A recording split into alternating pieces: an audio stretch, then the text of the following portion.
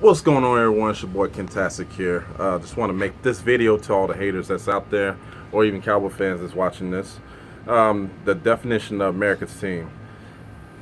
It was Ed Saban, the president of NFL Films at the time, back in 1978, did a highlight film of the Dallas Cowboys. At that time, they had won two Super Bowls and went to five Super Bowls in the 80s, which is the most in a single decade in NFL history.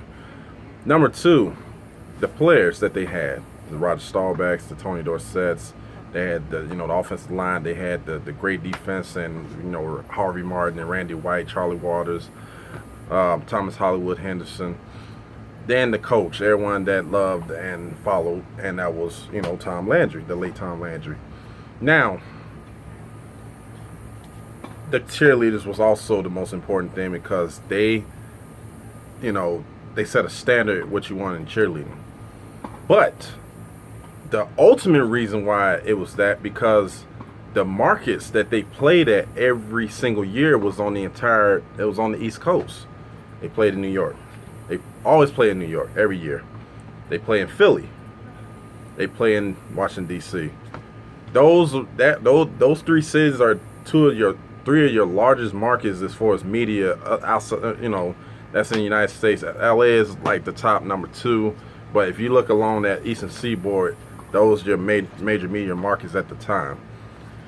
Now, the reason why I say LA is not really a sports town; it's more of an entertainment town.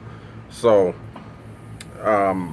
it's funny how everyone want to say, "Oh well, who's the new America's team today?" It will never be a new America's team, as long as the Cowboys are around. In North American sports, they're the most valuable franchise in the world, according to Forbes magazine. Like, that really matters to me because I care about championships more. We won more championships in our division than any team, and the thing about it is, we have a rich history. You know what I'm saying? In the 70s, we was the only team in the 70s out of the NFC that won Super Bowls.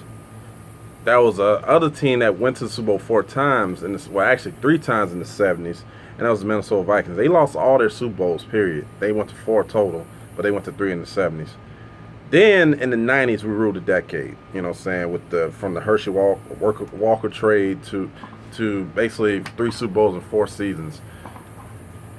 I'm just calling like I said, the Cowboys has always been that successful as far as business, marketing, and media. And even though the product on the field has been mediocre over the past 22 years since the last Super Bowl, that's just the way it is. Yeah, two playoff wins or whatever, that sucked. And well, since the last Super Bowl that we won three playoff games and stuff. Those three wild card games. So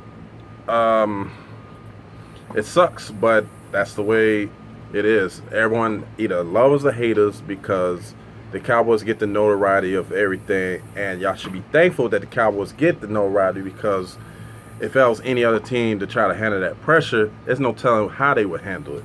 So check yourself before you wreck yourself, in the words of Ice Cube. It's your boy Kentastic.